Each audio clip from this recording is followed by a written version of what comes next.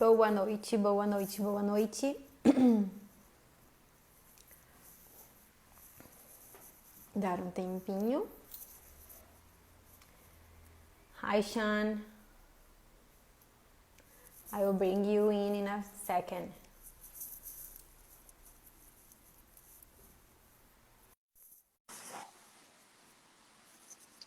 Hoje nós vamos ter uma live super especial, que há muito tempo. Hey, Hello! how are you? I'm doing good. How are you? Very good, very good. It's so good that you finally did it. Yes, we're live. Yes. So I'm just going to explain how we met each other, and Okay. then you make a little intro about yourself, and then we go ahead to the questions. And I want to explain a little bit about our project that we are so excited on working on it. So it's going to be so nice. Sure. Okay, so I'm going to Portuguese now. Então, como desde sempre eu tenho falado para vocês, Shawn é meu mentor. Eu fui apresentada a ele num seminário internacional de nutrição esportiva e desde então eu comecei a pesquisar e ele tem me guiado em relação à dieta cetogênica e tem sido incrível. E agora a gente vai fazer um projeto juntos, que depois mais tarde a gente vai explicando para vocês. And so here's Shawn. I just said that we met each other in a event, a seminary, international congress, something like that. And since then, you have been guiding me, mentoring me to study about the ketogenic diet and everything. So, say something about yourself, your big intro. I am a biochemist. I'm a registered dietitian. I'm a certified sports nutritionist. I have patented many ingredients, like tea cream, dynamine, like ketones, certain forms of berberine. Many ingredients that you know and use. And I've become known as the ingredientologist, and many people know me as the world's greatest formulator. I've formulated over 500 supplements, and I've been doing keto for 20 years. Então, para quem diz que cetogênica é uma estratégia, Shawn acabou de dizer que vem fazendo dieta cetogênica por 20 anos. Ele é bioquímico, nutricionista, registrado, já formulou mais de muitos e muitos e muitos suplementos, inclusive teacrina, berberina, alguns tipos de berberina que a gente tem aqui. É muito difícil a gente encontrar muitos deles aqui, até alguns tipos de corpos cetônicos. Teacrina eu falei, enfim. So many ingredients, I get confused sometimes. And I was saying that we don't have as many supplements here than you have in the US. T-crine is available in some places, not everywhere you can find it. Here Right. in the South, we can find it just one pharmacy, right? And then, so that's it.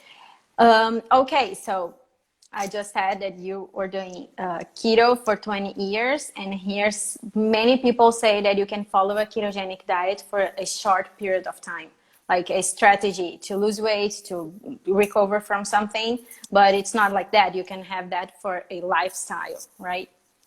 Correct. Most animals are ketogenic. And even if we were to go back in time 100 years, 500 years, we would have been in ketosis the majority of the time.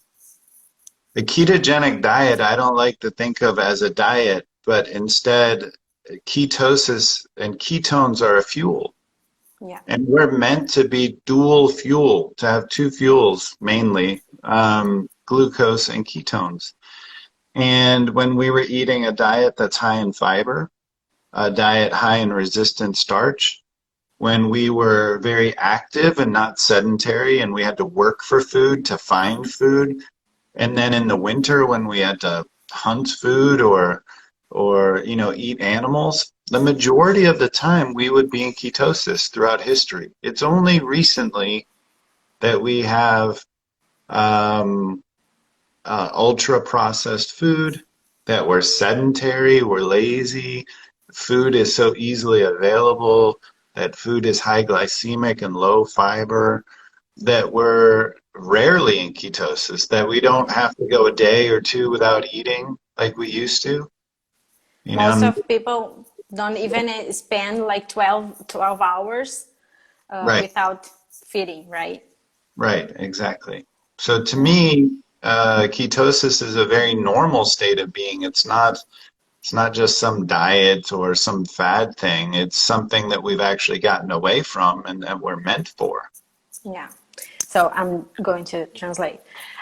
Shanna acabou de dizer, então, que na verdade muitos animais vivem em estado de cetose. Se a gente fosse voltar 100 anos atrás, nós fomos feitos, nós estaríamos em estado de cetose. Na maior parte do tempo, quem lutava por comida, quem tinha que caçar e colher a sua própria comida, vivia na maior parte do tempo em estado de cetose. Então, não é legal. Na verdade, nós somos feitos para funcionar com dois combustíveis, não apenas com um, que é o que a maioria das pessoas vivem, né? Funcionando com combustível de glicose. E principalmente nesse momento que a gente vê é que a maioria dessa fonte de combustível glicose vem de alimentos ultraprocessados. Então a gente tem vários fatores aí que colaboram para a situação e pensar que a dieta cetogênica é uma dieta da moda, que é uma estratégia, um protocolo e alguma coisa assim. Então a gente tem que pensar como um estado natural, não alguma coisa forçada e nem que vá fazer mal para a saúde. And it makes no harm, right? Yes, yes, exactly. I mean, if you think about all the carnivore animals, carnivore is zero carb. Carnivore is the most ketogenic diet. And the idea that somehow it's harmful is crazy. There's no harm from eating a ketogenic diet, and there's no harm from eating a natural high carb diet that is whole food. Yeah. But there's certainly harm from eating a lot of high glycemic, low fiber, having a sedentary lifestyle, not fasting, all these things that we're now seeing, all these foods that make you overeat, Yeah. that override satiety. Like there's certainly harm to that.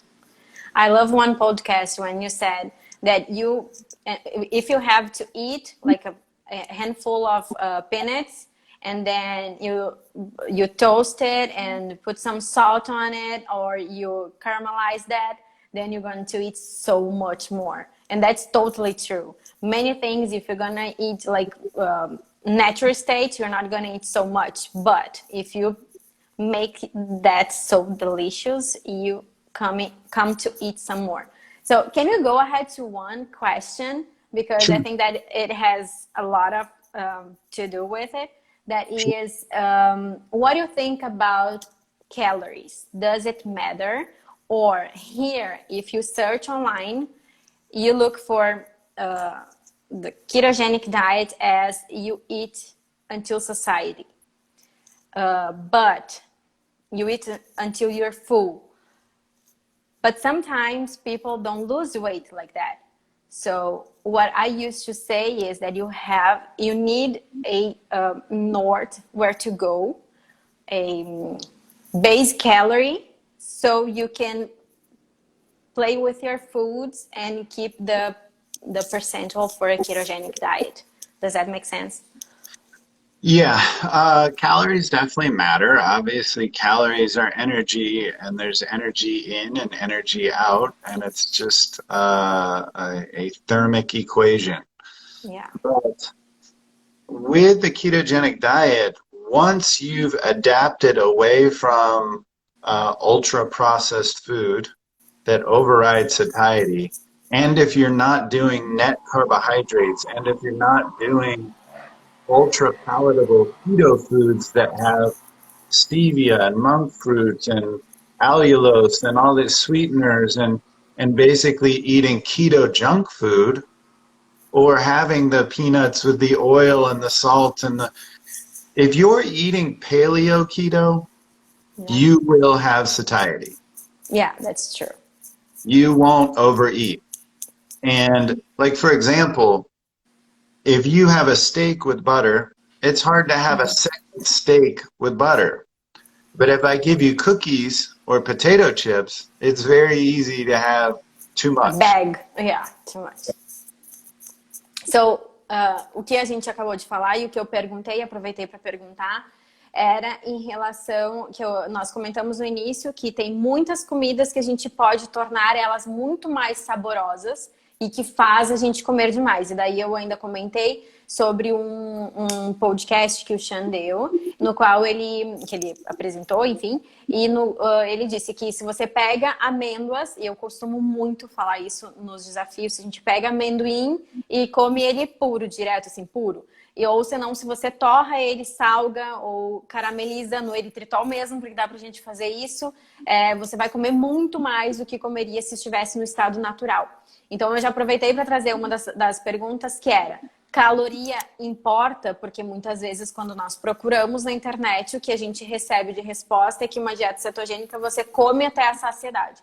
Muitas vezes nós não sabemos a nossa saciedade, nosso ponto de saciedade. Daí a minha pergunta foi com base nisso, se caloria realmente importava, né? O efeito da caloria, se era de fato importante, o que eu sempre falo, né, para vocês aqui é importante nós termos um norte de seguir uma necessidade energética. Então, Shawn falou que sim, caloria importa, é uma equação de energia dentro e energia fora. E assim a gente tem que seguir. Só que é muito difícil você comer demais se você segue uma alimentação cetogênica paleolítica, que seria uma alimentação cetogênica pura, sem alimentos ultra palatáveis que te fazem comer demais, e alimentos na sua forma natural, que é muito difícil, que foi o exemplo que ele deu, você comer uma carne com manteiga e comer uma carne com manteiga de novo. Agora, é muito fácil você comer demais, por exemplo, um pacote de chips, de batata, enfim,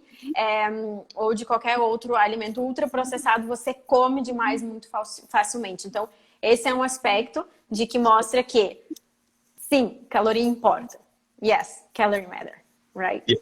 At the end of the day, yes, calorie matter, somehow. Yes. It's not created the same, right? Yes, there actually is some studies that show that there is a metabolic advantage with ketosis. That, let's say, if your set calories was around 2,000 calories a day, you might have around 10% more of a metabolic advantage in true ketosis. Right. But you have to get there. Yeah. Então, Shawn acabou de falar que tem alguns estudos, inclusive, que mostram que a gente tem uma otimização metabólica, que no caso de você estar em cetose, você teria, assim, se as suas calorias eram 2.000 calorias, em cetose você comeria, por exemplo, 2.200 calorias, 10% a mais. Mas isso quando você está em cetose, então você tem que chegar lá, né? Right, so let's go to another one. Okay.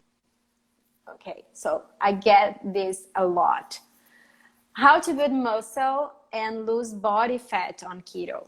Is that possible? Aren't you going to lose muscle mass if you're going to use your glycogen stores, or you need glucose to build muscle? First off, let's go back to the animal kingdom and think about the carnivores. The lions are the carnivores. The lions are in ketosis. It's all the ones that get eaten that are the herbivores that eat plants. Where's the source of glucose there? BHB has been shown to be anti-catabolic. So beta-hydroxybutyrate, the key ketone. This makes sense that your body would burn glucose first, glycogen next, fat next, and then the last possible thing you'd want to burn is muscle. So BHB has been shown to be muscle sparing. So the higher, actually they've shown in studies that there was one study that had like 70 grams of carbs. That was a low carb diet, like about 35 grams of carbs, and then like only like 10 grams of carbs. And they showed that in that study that the lower the carbohydrate, the closer to zero, the higher percentage of weight loss was fat and not muscle. So like basically on that zero carb diet, it was almost zero muscle lost and almost 100% fat. It was actually on the higher carb that it was like 25% muscle loss and 75% fat loss. Still, you didn't get a lot of muscle mass loss, right? Yeah, well, I mean, 25% on a low carb diet of muscle loss, Yes, but so. on a like near zero carb ketogenic diet, a true ketogenic diet, almost 0% muscle loss. And I would say that if you're, the more muscle you have, the more you have of a carbohydrate and protein tolerance. So this is why men can have more carbohydrates and they can have more protein typically than women. I mean, like this means something, you know. Yeah. I can, because I'm storing glycogen in here, I have more Yes. for translocation, and the more active you are with your muscle, the more that you can have an allowance to have higher protein and a little higher carbohydrate. And this is why some women struggle. They have to go very, very low carb. And men can sometimes have 25, 30, 35% of calories as protein. They can have, 50 to 100 grams of carbohydrates. And it just depends how much muscle you have and how active you are. But that's something to keep in mind. Like as a woman, I would say, like, you have to think about how much muscle you have and how active you are with that muscle. And so you make mistakes sometimes with net carbs and things like that. It is. It is difficult to explain even here that we don't have a legislation so clear about how the label has to be, and so we can say that we can incorporate fiber into the total carbs, or we can subtract. You'll never know because it's not clear. So I'm just going to translate, okay? Então eu perguntei para o Shawn, a outra pergunta era como construir massa muscular numa alimentação cetogênica e perder gordura corporal, no caso massa de gordura, né? Massa gorda. Que essa é uma pergunta que eu recebo muito, muito, muito frequente. Por você comer gordura, se você não vai acabar estocando mais gordura. E a resposta do Shawn foi de que se nós voltarmos no reino animal, o leão, por exemplo, que é o rei, né, da floresta, do reino animal, ele é carnívoro, ou seja, vive em cetose, não tem nenhuma fonte de glicose. Então, às vezes, é importante a gente fazer a analogia com o nosso passado e com outros reinos para a gente conseguir entender um pouco mais de uma forma mais histórica. Da mesma forma que mulheres, por exemplo, podem ter uma dificuldade maior, precisam reduzir um pouco mais a sua quantidade de carboidrato, tudo por conta de músculo, massa muscular influencia muito. Então, por exemplo, homens que têm mais facilidade de construir massa muscular e que têm mais músculos, têm uma reserva de glicogênio maior e por isso a sua tolerância por carboidrato e até mesmo proteína é um pouco maior. E isso tudo define de qual é a sua massa muscular e o quão ativo você é. E muitas vezes a gente superestima o nosso nível de atividade. Também tem que cuidar muito isso, tá? Então, assim, mas precisa não. Inclusive, também complementando, porque a gente passou um tempinho já, o BHB, o beta-hidroxibutirato, que é um dos corpos cetônicos-chave. Muitos estudos têm mostrado que eles são anticatabólicos, no caso. Eles não usam, eles são protetores da massa muscular, nos nossos músculos e tudo mais, e eles ativam, eles servem como protetores e ativam até mesmo a síntese proteica e tudo mais. Outro aspecto foi que a gente falou, um estudo que o Shawn mencionou, de que foram 3 grupos, um comeu uma alimentação com até 70 gramas de carboidrato, que ainda é considerado low carb não cetogênica, outro com um pouquinho menos e outro com 10 gramas, muito perto de zero. E esse grupo de 10 gramas de carboidrato teve uma perda de massa muscular zero, a perda de massa muscular, o peso emagrecido, no caso, a perda de peso foi totalmente de massa gorda, né? De gordura corporal, tá? Então, isso é muito extenso, mas, na verdade, sim, você pode tanto construir massa muscular numa alimentação cetogênica, como perder gordura. So, next one. I don't like that word, but cheat meal frequency. So say this again? Yes. Cheat meal frequency. Why I'm saying that? Cheat meal. Yeah. Got it. It sounded like you said shit meal. No, cheat meal. Cheat. Okay. Yeah, I agree with you. I don't like that word, cheat meal. I just think of them as planned meals. Even at the last second, I like the idea of, if that's what you want and you feel like it's worth it, life is worth living. Like, you just plan it and then go back to your diet, and then you can fast, or you can do high intensity interval training, or you can go back to a strict ketogenic diet. But I have planned carbohydrates. I've been doing this for 20 years, and I have cyclical and targeted ketogenic diets that I do. And like when I play volleyball for 8 hours in the heat, it can be hot here in Dallas, like it can be in Brazil. And I'll have whatever I want. I'll have Gatorade, I'll have candy, I'll have Coca-Cola, but then, like a couple hours before I'm done, I stop having any carbohydrate. And by that evening or by the next morning, I'm already back in ketosis. But I'm very well adapted. Yeah, that's right. And I'm using it. I'm burning it. I always like to think of like a train, the bigger the furnace, like that you throw the coal into in the train, the bigger the fire. Like you can throw anything in that fire and it will burn. But if your fire is very small, it really matters what you're putting in your fire. This is why, like, when you're young, you can eat garbage food if you're very, very active. Yeah. It's not the best idea, but you can stay lean as long as you're out working your diet.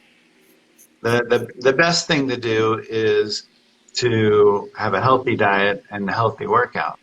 But I also like to tell people that if you have 1 bad meal a week or 2 bad meals a week,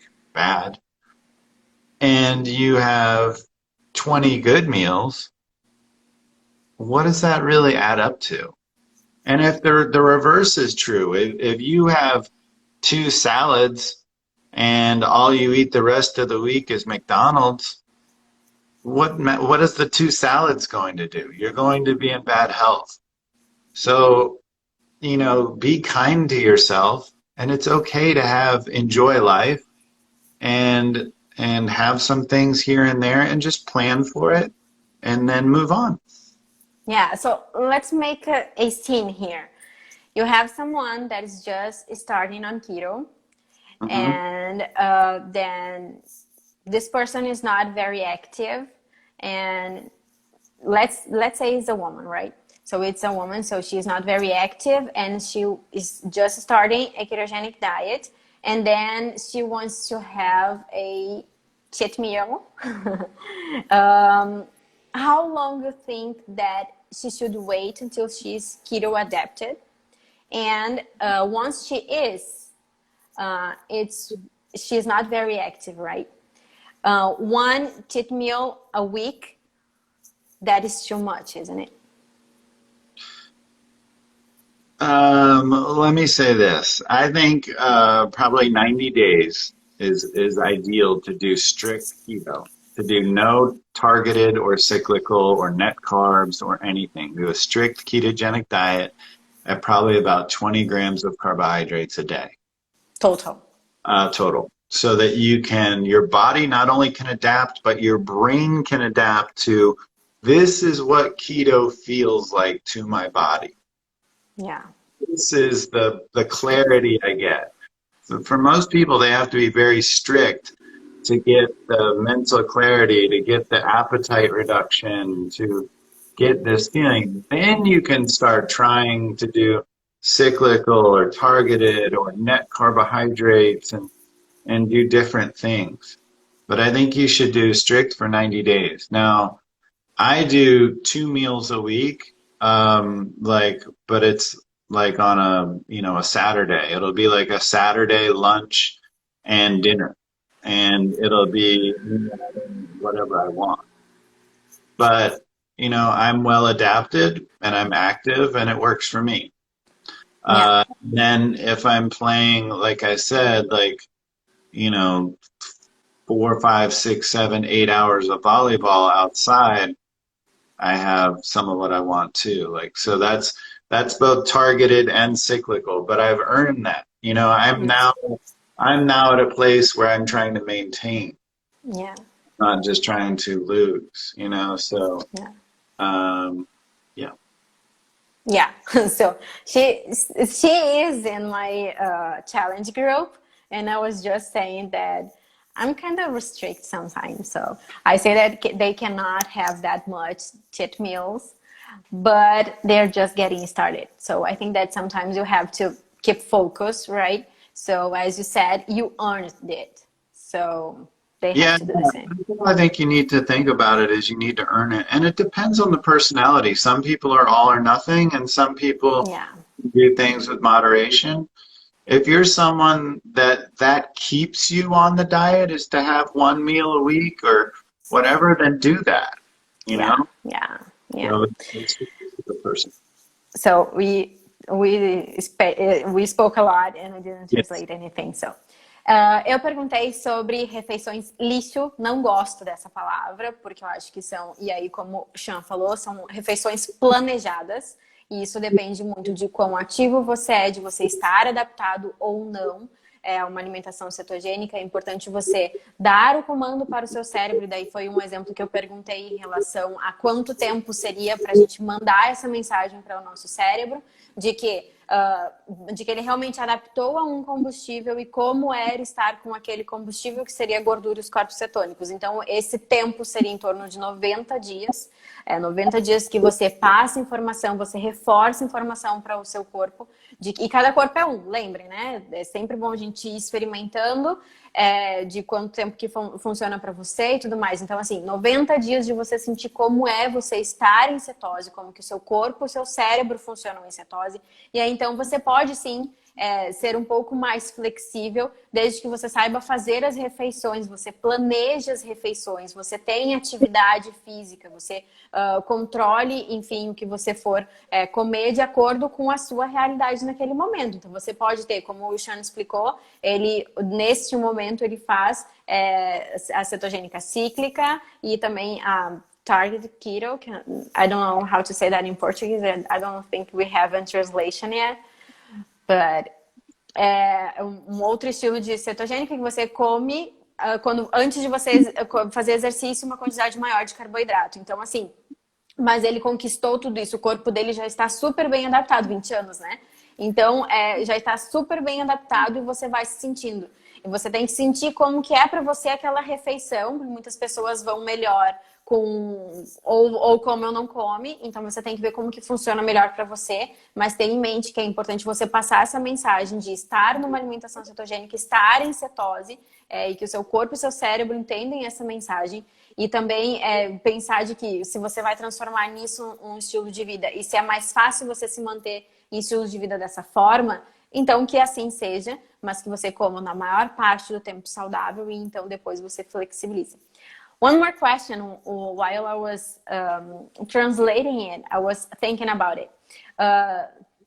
Does the frequency or how many cheat meals you have, does it impact on your body composition?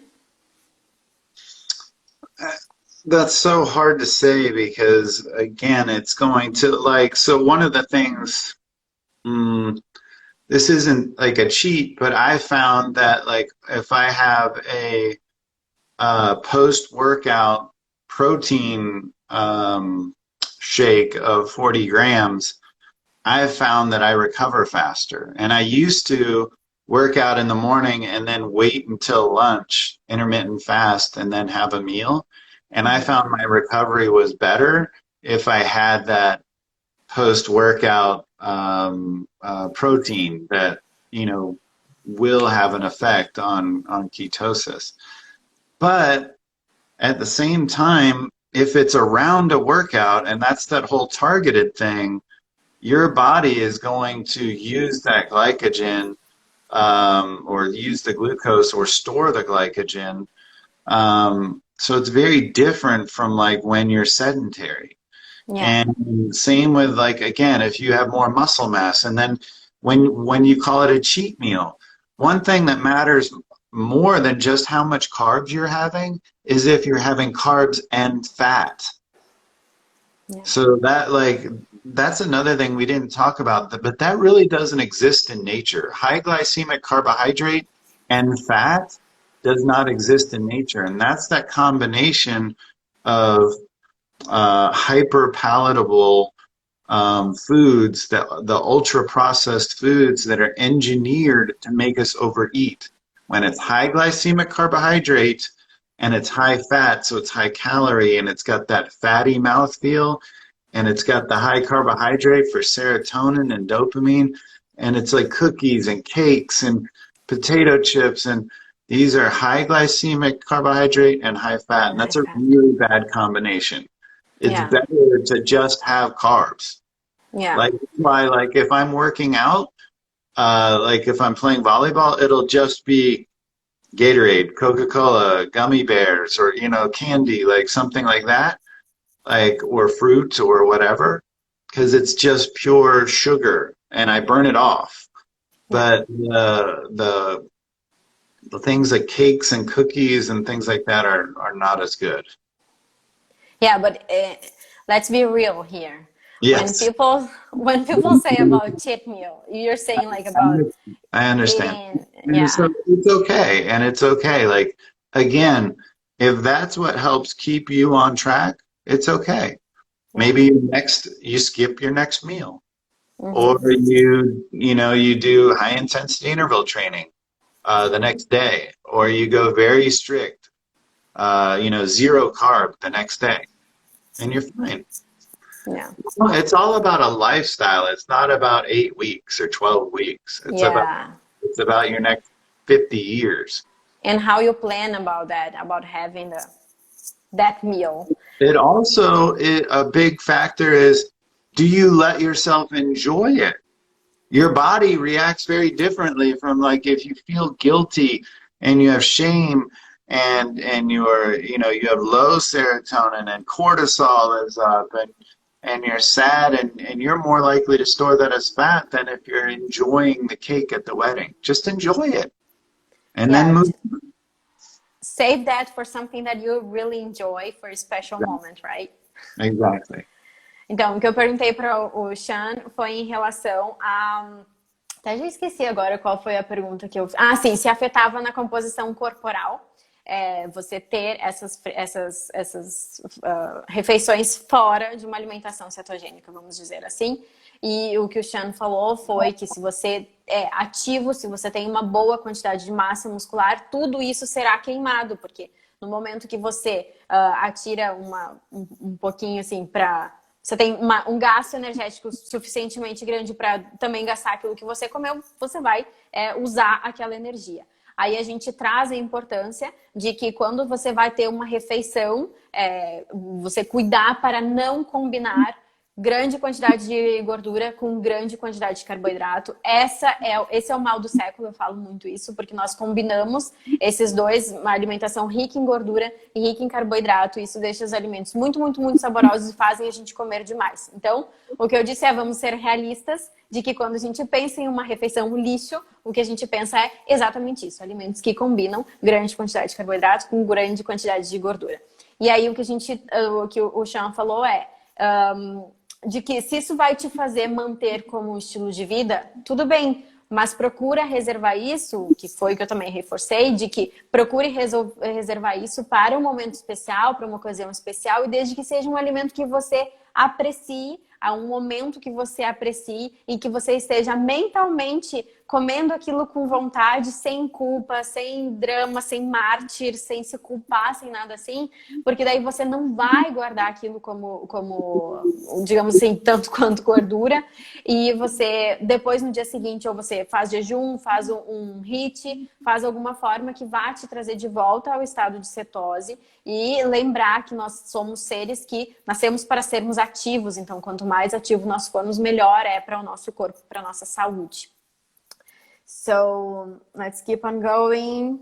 Why is it important to go through the keto adaptation period? I think that we already spoke about it, right? We said that you should go so your brain would have that information to burn another fuel and your body too. So we are done with that. Ingredients of different products and if it qualifies as a keto friendly. Let me explain that, right? Here, the chocolate that we have is sweetened with sugar or maltitol. So we find that the most.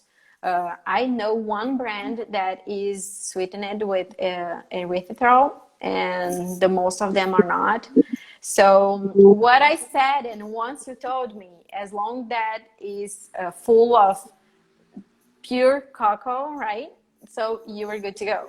But you have to be like, look for the dose and how much you eat of that and the combination of the day if you don't go higher than you should.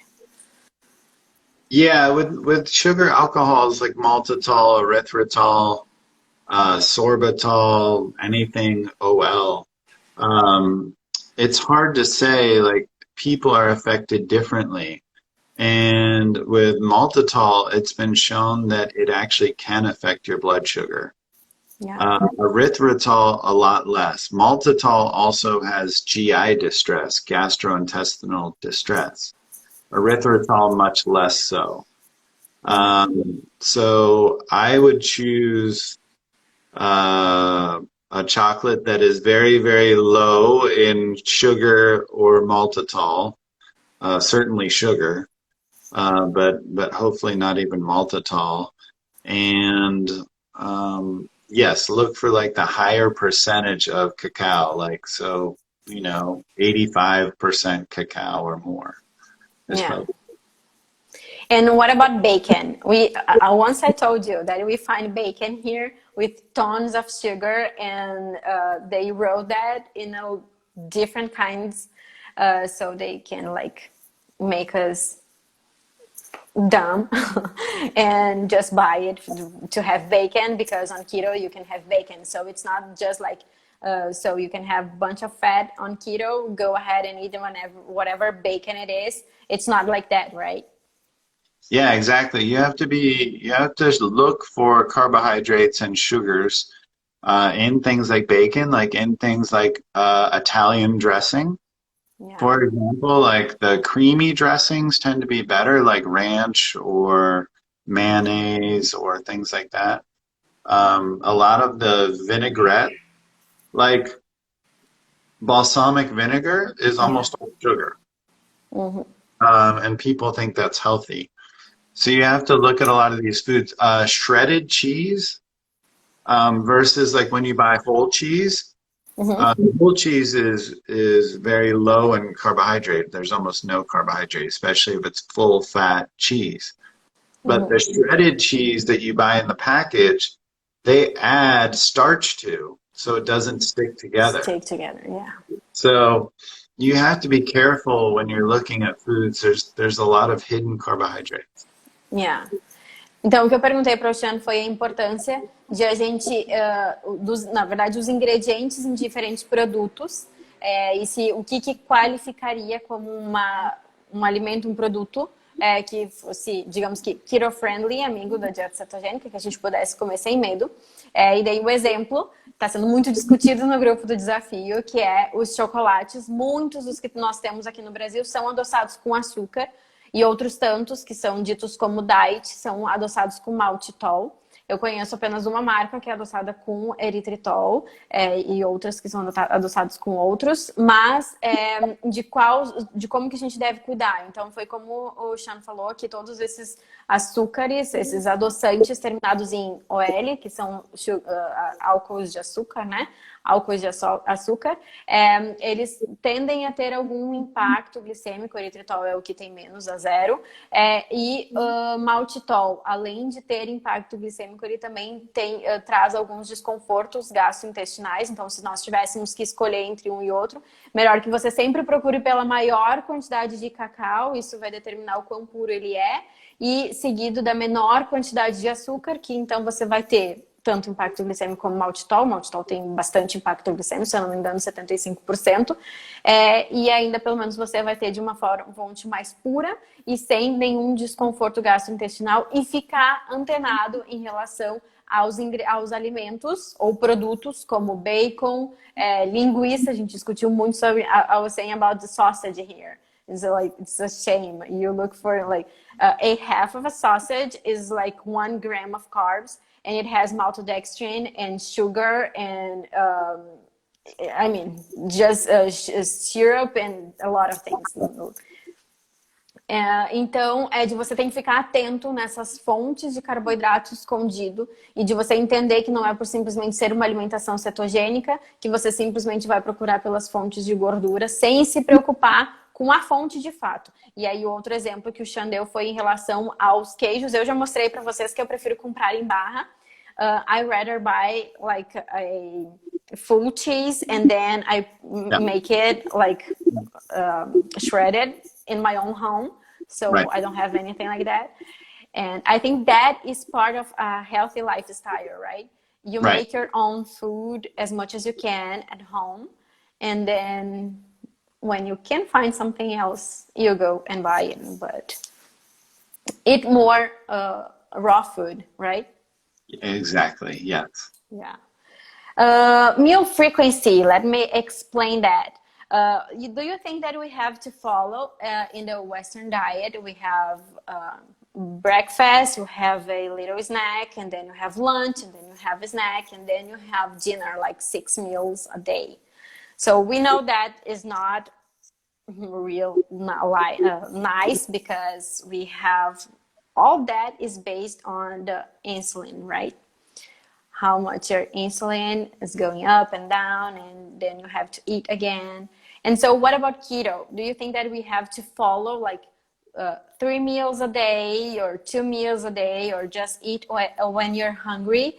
And it doesn't matter if you have to be snacking all the time, or like have big meals, and that it will satisfy you.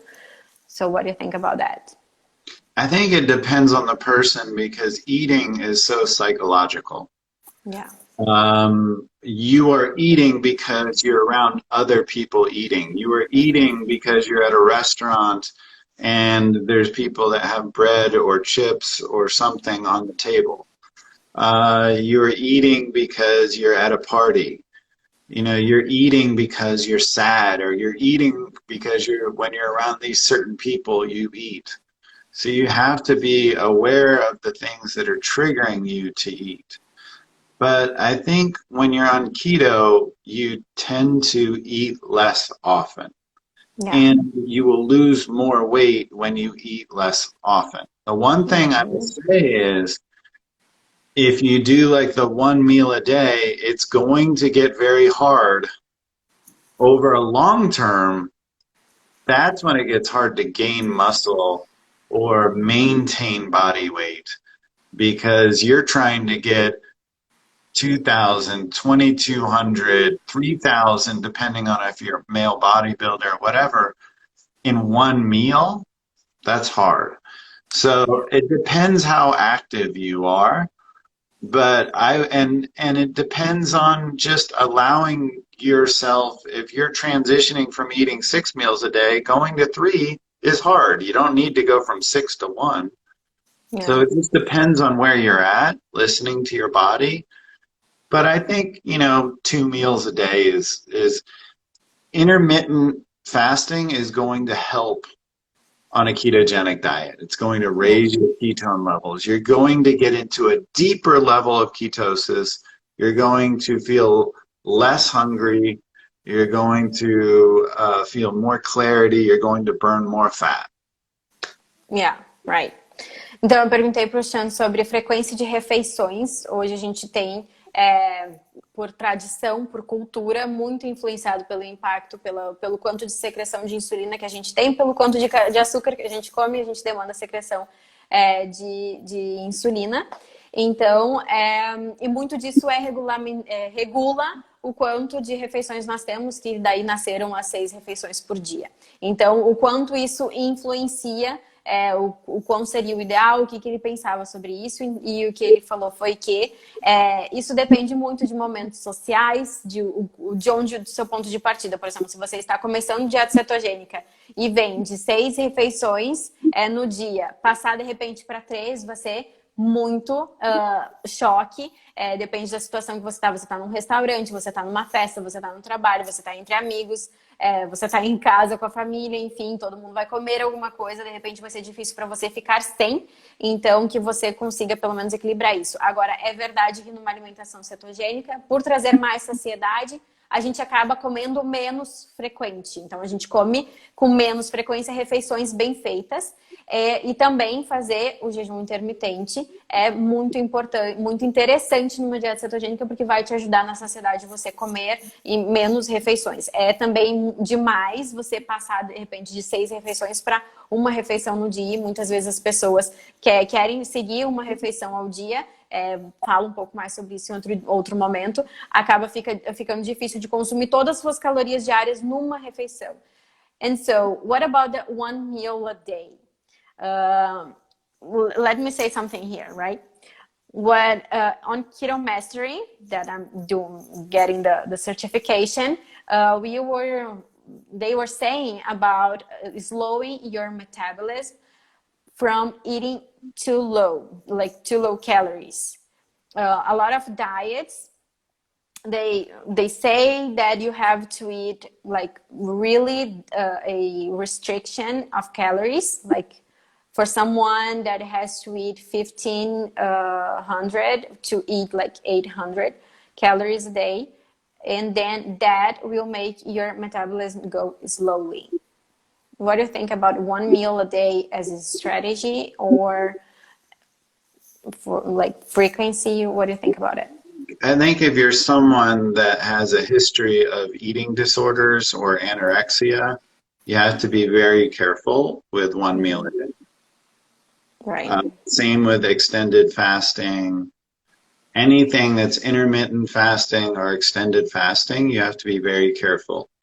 And with women that have that are premenopausal and are already low body fat, you have to be careful with extended fasting. So that can affect your menstrual cycle.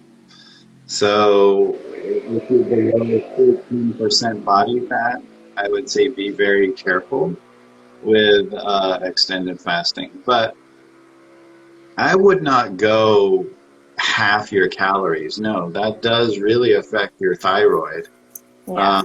as well as a number of other factors. Like you'll actually, when you're that hypocaloric, your organs shrink, your brain actually shrinks.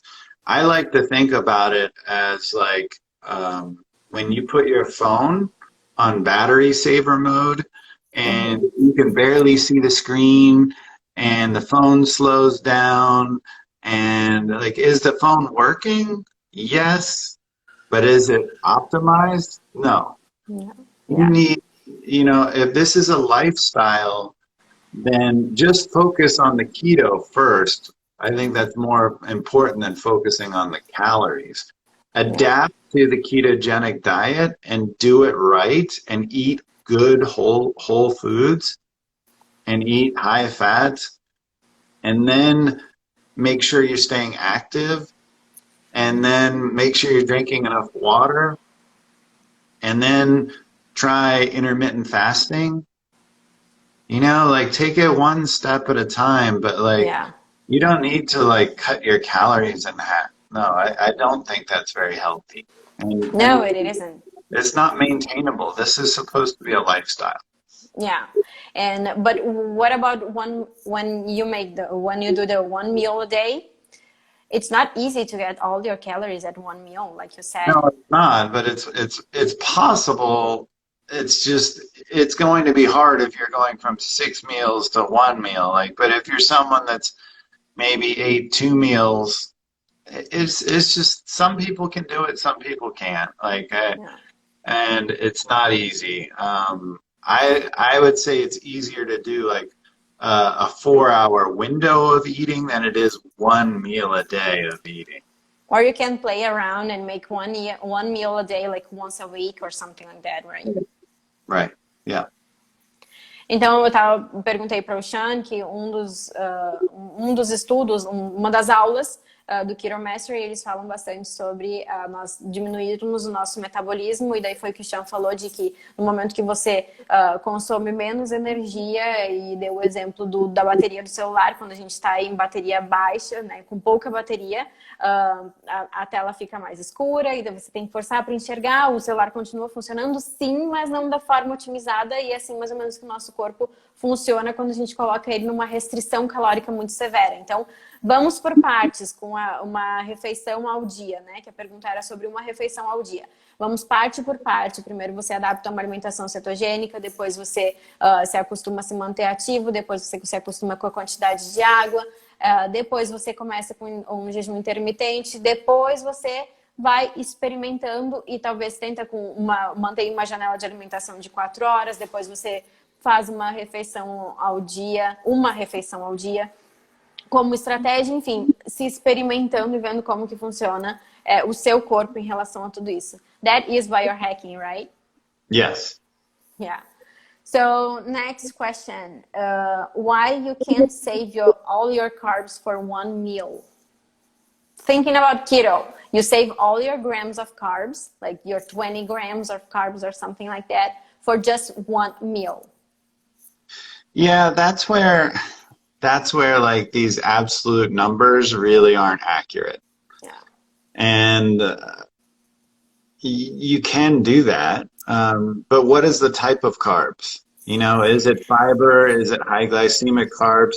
If it's a starch, is it a resistant starch? Like we could have raw rice and it's very different, or cold rice is very different than hot sticky rice. If we have cold potatoes that are hard, it's very different from mashed potatoes that are hot. If we have a green banana, it's very different than a ripe banana. Yeah. So there's, and then are you being active around this carbohydrate? And it's so hard to just say. Yeah, I'm going to make the question more easily, right? So the person that asked me that was like, can I save the 20 grams of carbs for one time of the day and eat a candy or eat a piece of bread or something like that? Here's why I say it can work, because you're going essentially zero carb most of the day, so you're burning more fat than you would have been. You're going out of ketosis probably with the 20 grams of the candy for a little bit. You It know, depends. Yeah, net, it depends about how adapted you are to, right? yeah, yeah, Yeah. yeah. Eu perguntei para o Sean sobre por que você não pode guardar todas as suas gramas de carboidrato para um momento do dia específico.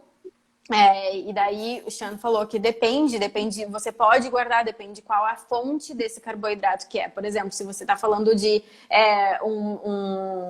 um amido resistente e não, por exemplo, como o exemplo da batata. Eu acho que o exemplo da batata é maravilhoso, que você tem uma batata, um purê de batatas, ou você tem uma batata crua, que não vai ser um amido resistente de fato, não vai ser simplesmente um amido.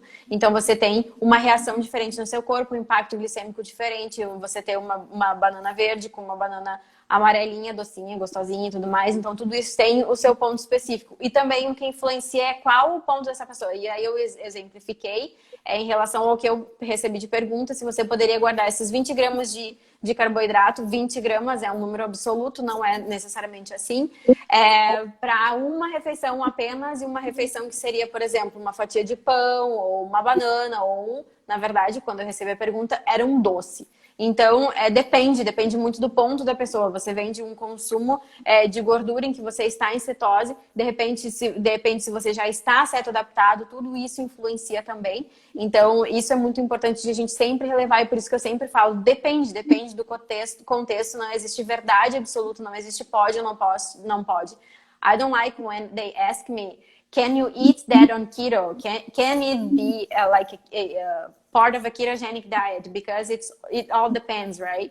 Yeah. Depends I about. would say if I was going to have 20 grams of candy, I would have it right before I worked out. Right before that? Yeah. So we're going to burn that. Yeah. E se você fosse consumir 20 gramas de carboidrato vindo de doce, que fosse antes de você se exercitar. E que seja um bom exercício também, né? Não vai simplesmente, sei lá, fazer 10 apoios e deu. Outra pergunta. Quer dizer, outra pergunta não. Yes, another question. Can we make another question more? We're like 1 hour ahead. Oh my goodness. So last question is about carb cycling that you already spoke a lot, but if you could like go a little more deeper about it. Yes. So those are things that you can do once you become adapted. And I think these are things that help you maintain your lifestyle. But it's not only once you've been adapted, I think once you start reaching some of your goals, you can allow yourself more room to experiment. Yeah. So one of the ways is cyclical ketogenic dieting, and that's where maybe like 1 day a week you have carbohydrates. And for me, I just do 2 meals. So I'll do like on Saturday or a Friday, I'll look forward to it. I'm going to go out with my friends. I'll have like a lunch and a dinner. And so I'll enjoy that, meal when I'm going out with my friends. I'll plan that meal all week. And maybe exercise harder the day before and the day after or whatever. But, I plan that cyclical ketogenic diet. And then targeted ketogenic diet is around the workout.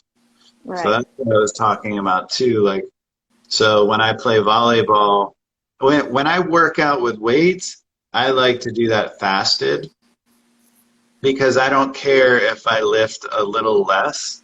For me, it's about how hard I work out. And I think it's better for me to work out fasted and make deeper adaptations in terms of epigenetics. But when it's about me playing volleyball in the heat, I want to be keto adapted and have metabolic flexibility to where I can use sugar and ketones. I just want to perform at my highest level. So that's targeted ketogenic dieting.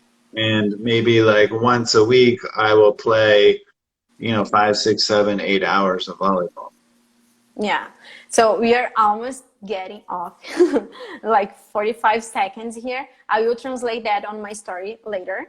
But I want to thank you for your time, for coming here and talk to us. And just to explain a little bit of our project, I'm not going to say a lot about it, but so people should go and follow you. You're going to bring content in Portuguese, right? So if they don't understand anything, they are going to start to understand everything that you post there. We are bringing content in Portuguese. Yes, Nadia, I'm sorry we didn't get your question. Nadia is my friend from the US. And thank you. We have 5 seconds now. Thank you. Thank you, everyone. And love you.